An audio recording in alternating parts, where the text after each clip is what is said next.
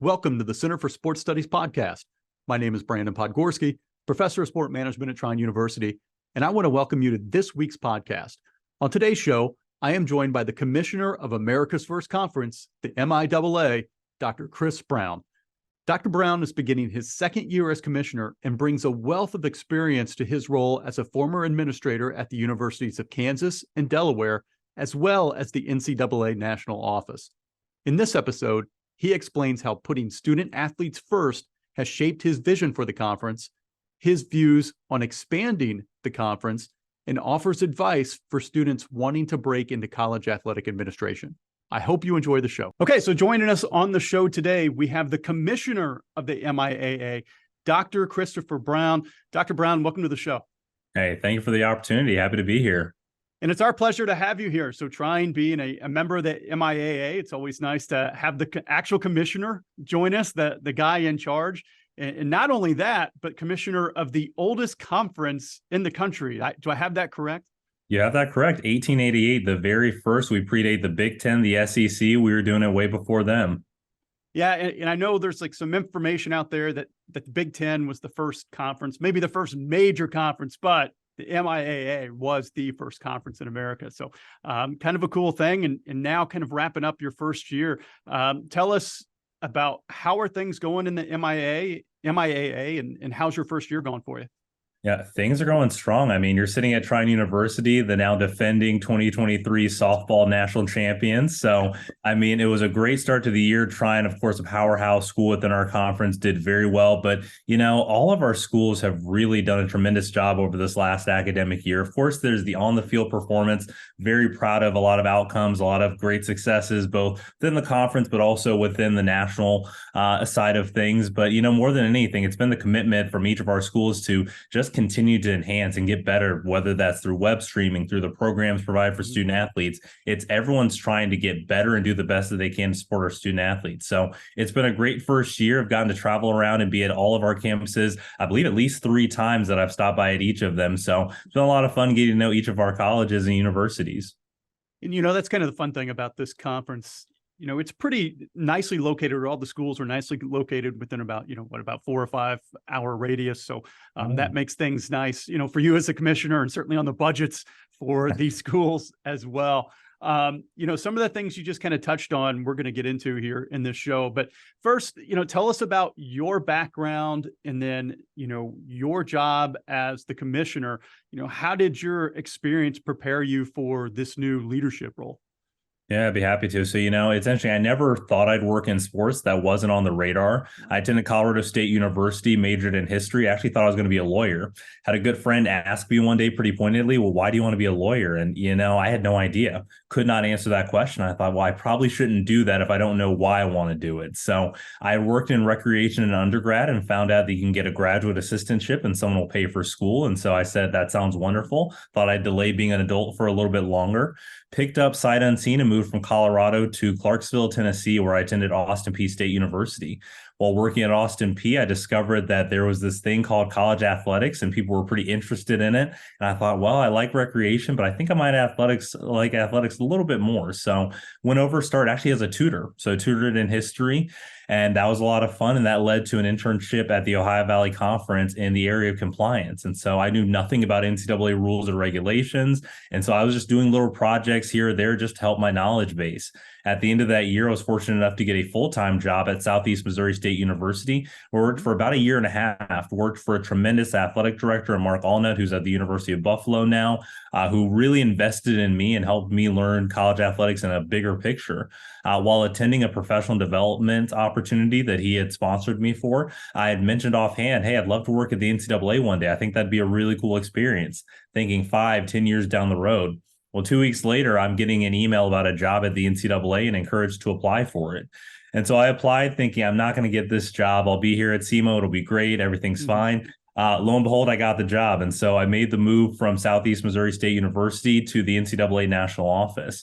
I spent my first 2 years working in Division II. So I went from a D1 campus to D2 in the national office. interpreting NCAA rules, giving waivers when schools requested them to really do something that was against the rules. But then my governance responsibility was to help schools join the NCAA. So work with NAIA schools, making that transition to Division II, which was a lot of fun, a ton of travel, getting to engage with a number of constituents. And then at the end of 2 years, I said, well, I think I like Division II, but I'd love to see what Division III is about. So I applied for a promotion, ended up getting it. And so worked in Division III, interpreting the rules, waivers still, but actually drafted and wrote NCAA rules and regulations, which is a lot more fun to tell people than it is to actually do. Sure. While working on the D3 side, I actually worked with the chair of our President's Council at the time, Jeff Docking, who is still the president of Adrian College. And I read his book, A Crisis in Higher Education, and I was inspired. It was all about the nexus of enrollment management and athletics. And I thought, this is incredible. I want to learn as much as I can about this. And so took a leap of faith. I quit my job at the NCAA. I sold my house and I moved out to Lawrence, Kansas, where I attended the University of Kansas for 3 years. Worked as a graduate teaching assistant, teaching classes, grading papers, being a student, and ended up starting up a business because I still found that I loved working in athletics. And so I ended up working with the NCAA, the Knight Commission, and a number of other institutions and conferences, just helping them navigate compliance situations. And so at the end of those 3 years, I stayed on faculty for a little while and taught at the University of Kansas before making a transition to the University of Delaware, where I served as Senior Associate AD prior to taking on this role in July of 2022.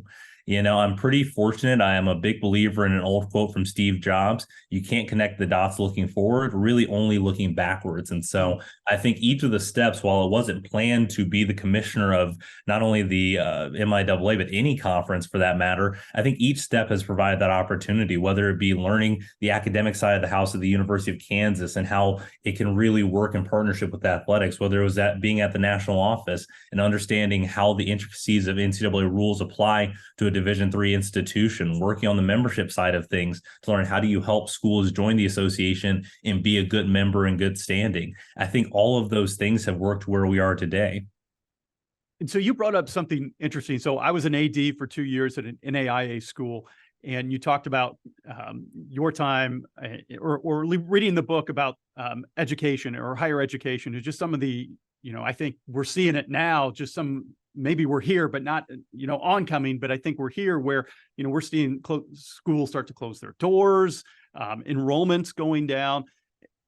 Some people bucket this, but, I tend to think this has legs. Do you think athletics kind of acts as that front porch of the university, even for small schools, and to kind of maybe offset some of these things we're seeing with decreases in enrollment? It's a good idea for students or for schools to invest into their athletic programs where appropriate. No, I think that's exactly right. I mean, athletics has always been the front porch of most universities. You think about the University of Kansas, you think about their basketball program first before you think about the chemistry department, even though they have a wonderful chemistry department. Right. It opens the door and gives you insight to the school. Now, I think the biggest difference between a University of Kansas and maybe a smaller NAIA school is, yes, it's the front porch, but it might be the thing that actually pulls you into the school. If you have the opportunity to participate in, let's say, soccer, it's not that you're going to the school because you're against the academics and you solely want to focus on soccer. It's that, no, this is the thing pulling you, and it'll be an anchor for you to be at that university. Now, I think schools really should invest more so in athletics. I think, as you touched on, there is the enrollment aspect of things, right? It's, hey, this is something that's going to be great in terms of keeping your numbers where they need to be viable for a long time. With that said, I think there's an even greater purpose behind it. It's those skills that you learn through athletics. We call them soft skills. We call them power skills. It's that ability to be a good teammate, that ability to navigate tough situations, work with people who you don't really enjoy working with, but still move towards a common goal. I think as much as you're investing in athletics to increase enrollment and to keep yourself viable, you're also investing in athletics to make sure that those individuals coming through your school, they're going to be great, not just on the field, but be able to take on the world when they leave your university. So I think there are a lot of legs to it. You've seen schools invest early in this process, and they're seeing the dividends, both in the quality of students they're producing, but in staying viable. But I think I would encourage a lot of universities to really look at athletics, because it's a place that's not only going to keep you open, but you're producing great students. Your coaches are your greatest recruiters and retention officers. It's the total package if you invest in it correctly. And that's an important point. And I probably should have said that in my question. I'm speaking for myself, for no institution here, right? But we don't I don't know if using athletics necessarily just as a driver for enrollment to get numbers and numbers and numbers is the most ethical thing, but, investing in it, not just in programs, but what are we doing for these students to make sure they have a great experience, that those skills you talked about, they're able to transition into the professional world. And, I think at the D3 level, at least is when I've done my research, it's, these students really feel a part of the university. Not that they can't at other big D1 universities, but there's just so much more time to get involved in clubs and the social aspect and get to know professors than maybe your larger institutions where the bulk of your time is going to be with your team.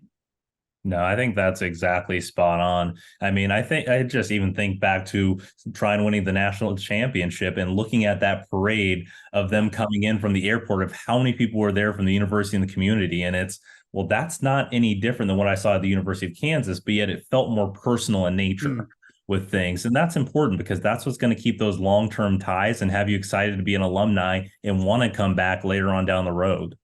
Yeah, certainly something we're still celebrating here, even into the fall with our softball team. So as commissioner, what are your responsibilities? Like, what does kind of a normal, in scare quotes, normal day look like for you? Yeah, I don't know if I ever have a normal day, but another commissioner colleague framed it very well. We're caretakers of the conference.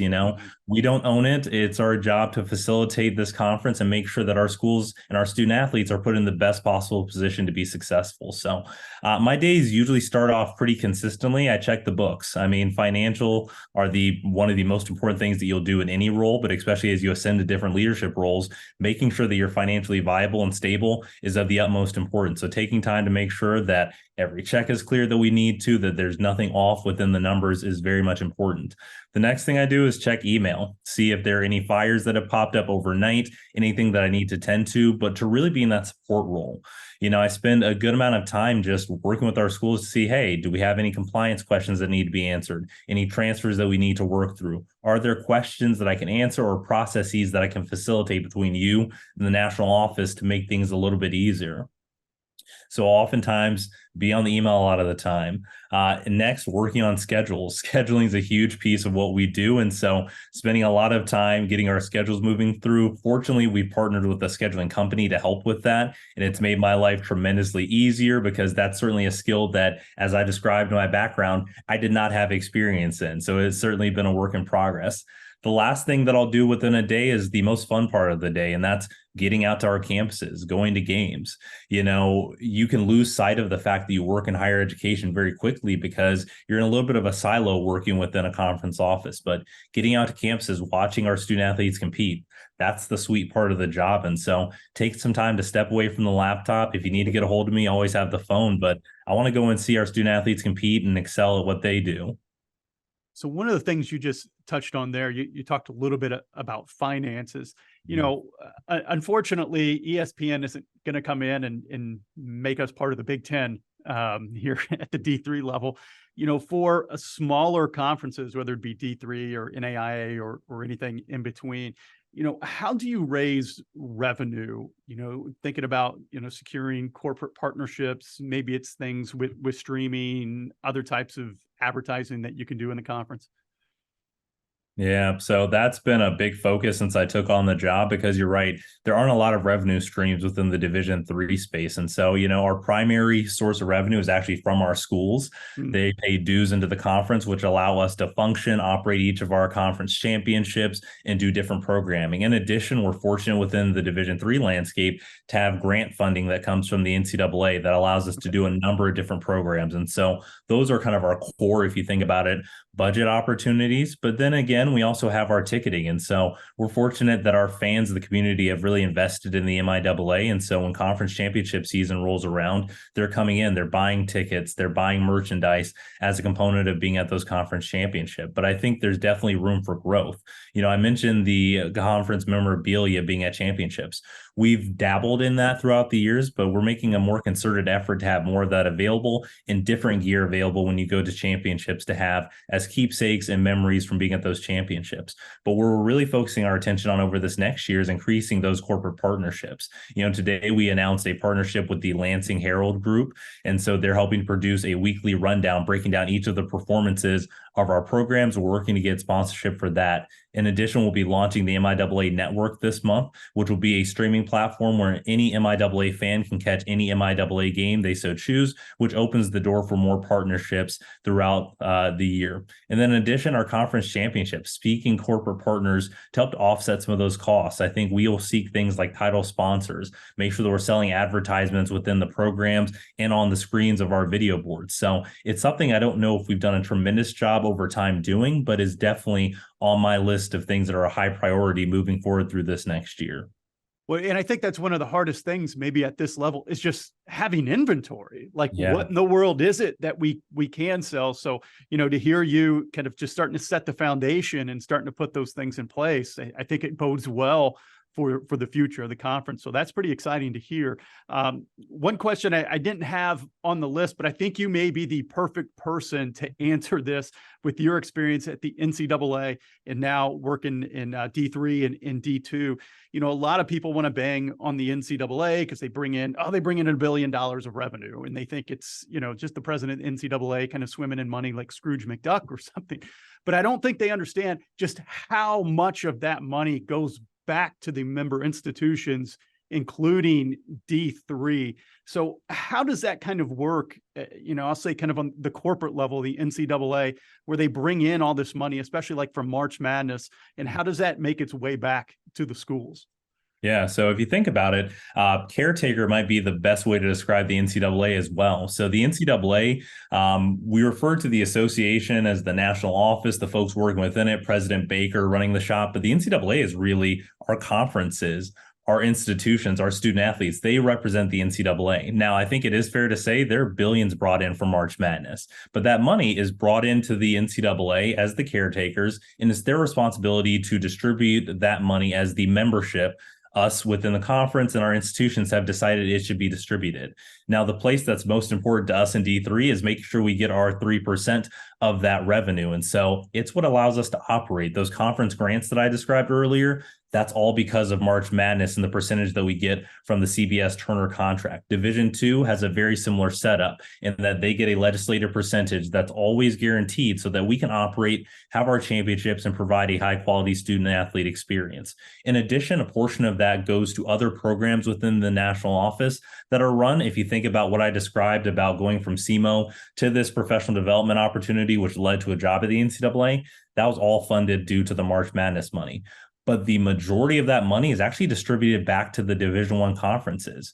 As you think about realignment and movement that might happen, not just at the Power 5 level, but at the Group of 5 and those conferences that are the non-Group of 5, a lot of that is dependent upon the revenue that you can get, yes, from media, but also directly from the March Madness tournament. Having teams that go into the tournament can result in very easily $1 million right back to even a small Division I conference. So that money goes right back to the membership and allows for our conferences to operate and provide a quality student athlete experience. Now, one thing I always like to note, and this is really something I learned from the Knight Commission on Intercollegiate Athletics and their work, is the fact that when it comes to FBS football, even though the NCAA oversees all of that, none of that revenue is passed through the NCAA. It goes right back to the conferences. So conferences are getting a pretty good deal on this revenue, and the NCAA takes a lot of flack, but it does a lot of good to provide quality student athlete experiences across all three divisions.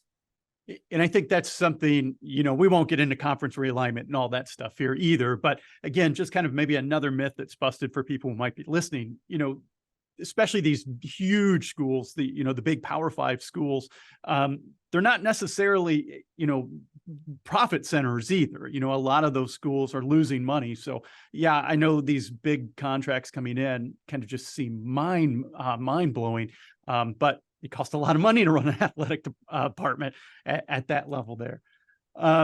So kind of getting back to your role at the MIAA, how do you set the direction for the conference and especially, making decisions, whether it be regarding inventory or to sell or what we want to do for the student athletes, bringing in new schools and everything in between? Yeah, it's really a twofold approach. The first one is I listen. Generally, I don't want to be the one constantly talking. I really want to hear, well, what do others think? We're fortunate that we've had a lot of continuity within our league. So we have some folks who have been here not only as administrators, but as student athletes themselves within the conference. And so Okay. to hear their perspective of, okay, what was the experience when you're a student athlete? Okay, how have things changed over time? It's allowed me to make some, I think, good decisions at time and avoid some bad decisions, not due to my smarts or really intelligence by any means, but just due to listening to the fact that, oh, you did this in 1997. It didn't work. Not much has changed in this space. Okay, no need to make that change. So I'm fortunate to work with just a number of tremendous administrators and coaches who make my job easy and that they inform me on the things that we need to be doing.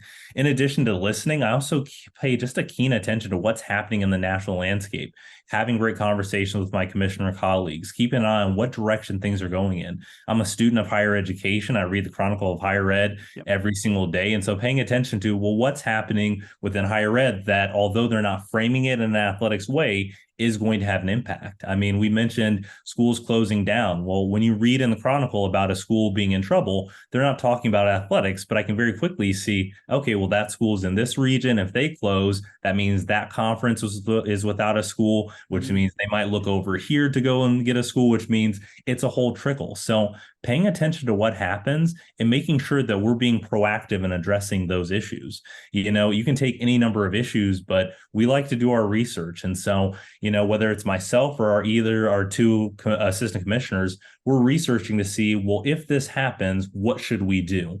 And making recommendations to the folks that we work with. Like I said, I work with tremendous leaders at the highest level within our President's Council. They know what to do. It's just allowing them to have all the information to make an informed decision. So it's really a combination of research, listening to folks who have been in different positions that can give me great information, and then just providing the necessary information for our conference to make the right decisions. So I think one of the things when you think about, expansion, and we'll say just at this level, at the D3 level, when I was an athletic director, it was always really interesting, those conversations on, making sure, because there were never a shortage of schools who wanted to get in, it felt like. But, being a right fit, not just geographically, but just a right fit with the other schools in the conference were always really important. What do those conversations look like with the MIAA? I mean, you don't have to give us confidential information, but, if a school comes to you and says, hey, our conference is diminishing or it's going away because schools are closing or whatever reason, if a new school wanted to get in, maybe what are the things you look for, or what are the core values, I guess, of the MIAA for an institution to be a member? Yeah, happy to answer that. The first place is going to be academics. What is your academic reputation? What kind of degrees are you providing? Is it a quality academic experience? We take academics very seriously within the MIAA. And so that's going to be the first thing that our presidents and ADs are going to look at to see, are you academically sound and are going to be a good fit in that space? After we've checked off academics and know that they'll be a really good fit or going to provide a great degree, then we shift over to athletics. What are you going to bring to the table? We've talked about Trine's national championship. We're always trying to raise the caliber of athletics within the conference. And so we don't want you to come in and be the last place team within the league. We want you to raise the standard for all of our teams. So what are you going to do athletically? You don't have to be amazing in every sport, but what are the sports where you're really good at, and where areas where there might be some just mutually beneficial opportunities there? In addition, we've touched on it. Budgets are tight. And so how far are you away? You might be the best institution, be incredibly a good fit academically in athletics. But if we're going to have to travel 600 miles to get to you for a conference game, that's going to be a challenge. So making sure that you're in a good geographic footprint overall is very helpful. And so that can be a number of things. Are you close in proximity? Are you close to other schools that we compete against on a regular basis that we could get very strategic in scheduling to make sure that we're not overburdening our student athletes and adding increased travel to their already pretty hectic schedule? So making sure that they're a good geographic fit are of the utmost importance. In addition, we want to make sure that you're doing the right things socially as well, making sure that you're doing the right things as far as gender equity and Title IX. So we know that you're not going to be an issue later on down the road, and provide those equal opportunities to our female student athletes that we're doing for our male student athletes as well. After those things, that's when you get a little bit more into the weeds of things, which get really, really fun. It's, well, what are your sport offerings? Are there sports that we're on the cusp of maybe thinking about adding that you'd bring in a great member into? Those are really fun conversations because now we're thinking about not just the next few years of the conference, but maybe 10 years down the road of what sports we might be successful in. And it's exciting to get very granular with those conversations and really dissect, well, what will this person or this institution bring to the table? What kind of governance structure do they have? We have a governance structure where our presidents meet, our FARs meet, our athletics directors, like everyone's very engaged and involved. Our financial aid directors meet. So we want to make sure that that member knows, hey, we expect you to be fully engaged. It's not just an athletics move, it's a fully institutional move. So that's just a little bit of insight. But once again, every school would be on a case-by-case basis for what they would bring to the table for the conference. So thinking of, your role as the commissioner there, and you just nailed it. Like all the different people that you have to work with and everything that you have to navigate. How important is having those interpersonal skills as a commissioner? Just being able to relate to people on a different level in different positions. Yeah, it's huge. I mean, because you're dealing with a number of folks, as you noted, that are just in various positions. You need to be able to talk to a fan of the MIAA who lives down the street from one of the schools and goes to a baseball game every single week, just as well as you need to relate to a university president who is, yes, very passionate about athletics, but has an entire campus to be thinking about and everyone in between. So getting out of your comfort zone, I'm an introvert by nature. And so you just sometimes have to get out of your comfort zone and just talk to people and get to know them. Ask more questions and try and talk a little bit less and just listen to people's stories. I think that's been the most fun part about this job. It's America's first conference. A lot of people have a lot of touch points within this local region. And so it's getting out there and hearing stories about folks' grandparents who were on the 1954 basketball team. And if you just listen, you hear some cool stories and it makes the job a little bit easier. And those folks remember you. I've definitely had some opportunities where I've been out and about and just going to games where I've gotten to engage with folks who they care so much about this league and what we're doing that it's inspiring and it makes it easy to get up every morning and work hard for this conference. So as you kind of think back to your time as a student and coming up and getting into this role here, what advice could you give to students to kind of maybe develop those roles? Because I think a lot of people kind of consider themselves introverts. I do too. One-on-one, I'm fine. But if you would drop me in a room, 100 people and say, go get 100 business cards, I'd probably shut down. How do you get some of those soft skills, if you're in college now and you want to be a commissioner or AD, any advice you would give? Yeah, the best advice I'd give, and I wish I would have done this earlier on in my career, is do informational interviews. Yeah. As students, people want to talk to you. I think everyone's been in your position before. We've all been blessed to stumble our way through to get to where we are now.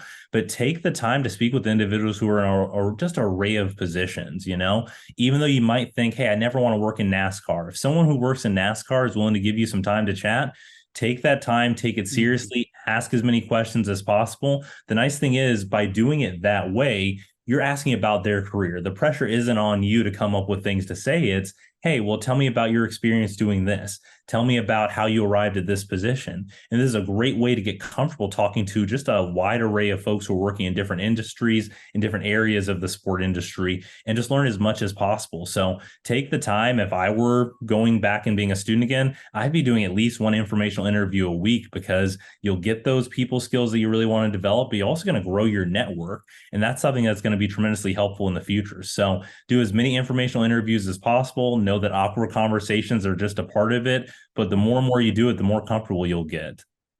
And that's great advice. And, personally, that's one of the reasons I love doing this podcast. I mean, it's just kind of a nice perk of the job, but just being able, just to even have this conversation here with you and just kind of learn things from that commissioner position. I'm like, I didn't think about that, or that's kind of an interesting perspective. So, it doesn't have to just stop when you're a student. You can do this forever, and it's amazing the doors that open. So really glad you said that, because that's something I'm consistently banging on my students to do. So if you think back over your career, and I know you still got a lot in the front windshield, but you've done a lot of really cool things up until now. What are some of the proudest moments of your career? Yeah, proudest moment, that's a really good question. I think a big one was even getting the job at the NCAA. Being on a campus, you hear about the NCAA, but you don't actually think about the fact that there are real people working in that office. And so to have the opportunity to cross that threshold and say, wow, I'm an NCAA staff member, and really see how things work, it was a tremendous blessing. I think the other proudest moment would actually be coming back into athletics. It was a really big leap of faith going to earn a PhD, and you take a lot of risk. In that folks go, well, look at your resume. You're not really the same candidate that you were when you were consistently working in athletics. But, once again, I'm a big believer in my faith and that you can't connect the dots looking forward, but only looking backwards. And I think everything worked out in the way that it was supposed to. But I'm very much proud that I took the opportunity to go and earn a PhD. And I think ultimately I'm the better for it. So those are just two highlight moments that stick out for me. Just getting through the NCAA doors and be able to work within those four walls, but then also to take the time to leave and then know and really trust and faith that I could come back. So I have a lot of students who want to work as an AD or maybe even as a conference commissioner or even at the NCAA. Is a graduate degree required to do that? Or, do they need to pick a path? So you brought up compliance earlier, and it seems like if you want to work, at a high level D1 school, you almost have to kind of be a master of a trade, whether it be compliance or marketing, facilities, whatever it would be. Is that true? Or is there some other type of, secret sauce, isn't a good word, but is there something else they need to do? Is it experience? Is it networking? Is it a combination of all that? Like, what do you think? Yeah, I think it's a little bit of everything. Of course, you should network, right? You need to have people who will vouch for you. And I don't think I truly appreciated it until I was in a position of hiring, but everyone wants to work in sports. It's a cool job. It's a really great gig. And so when you have 150 resumes and everyone has kind of done the same things, it's really hard to differentiate. But if someone will call and say, hey, this person's really good, they're talented, they did this, it can just separate you and get you to another pile. So make sure that you're doing that networking to help you get in the door. But once you're in the door, you have to perform. You have to be able to do the job. So make sure that you're ironing those skills. Now, something that I wish that I would have had the opportunity to do is just to try as many things as possible. It worked out that I entered compliance and I was somewhat good at it. But, now knowing what all is entailed with being in a leadership role, I do think, wow, I wish I would have done more fundraising earlier on in my career. I wish I would have tried marketing, because now this is a much more important component of my job on a day-to-day basis. So while you're a student in undergrad, if you do decide to pursue to get a graduate degree, try as many things as possible. Even if you're working in marketing, most athletics departments are not full of people and say, hey, we can't use extra help. See if on and off night you can help out with compliance and learn the certification process. Ask around, because once you're already in the doors, you can try as many things as you want. As it relates to getting a graduate degree, you kind of have to decide what's important to you. I love doing a graduate assistantship. As I noted, I got to delay being an adult. So that was a lot of fun. I think that's a great way that as you're leaving your undergraduate time, you're still in school mode, you're still disciplined enough to do that work. It's just a couple of extra years that you're adding on, but you'll get extra experience. And two, you'll get an opportunity to differentiate yourself on a resume, because if someone has a bachelor's degree and someone has a graduate degree, but they both have the same years of experience, I'm usually likely to go with the person with the graduate degree over the person who just has their undergrad. Now, that's not a blanket promise that happens every time, but right. It's just something else that differentiates you from others who are applying for the same job. So that's great advice there. And, hopefully if students have been listening to the show, hey, network, get experience. And then, as you said, it just kind of depending on your career path or what's important to you, grad school can't hurt, and may help down the line. So, Dr. Brown, if anybody wanted to find out more about yourself or the MIAA, where can they find you on social media? Yeah, you can reach out to me at, actually, my email is probably the best way to find me, MIAA commissioner at MIAA.org or at commish_Brown on Twitter. Fantastic. Well, keep up the good work there at the MIAA, and look forward to hopefully having you on campus sometime soon. Hey, happy to do it. Thanks so much for the opportunity. Our pleasure. Thank you for listening to today's podcast. Be sure to check out our next episode on October 13th as we welcome the coordinator of game activations and marketing for the Indy 11, Rachel Lopez. As always, we'd like to say a special thank you to producer Josh Hornbacher for his work behind the scenes. This is the Center for Sports Studies podcast, broadcasting from the Trine Broadcasting Network. If you like this episode, Please be sure to subscribe to the Center for Sports Studies podcast on your favorite podcasting platform and give us a 5-star rating if you like what you heard. For more information about the Center for Sports Studies, please visit trine.edu. Also, be sure to like the Trine Center for Sports Studies on Facebook, follow us on Instagram and Twitter at Trine CSS, and subscribe to our YouTube channel.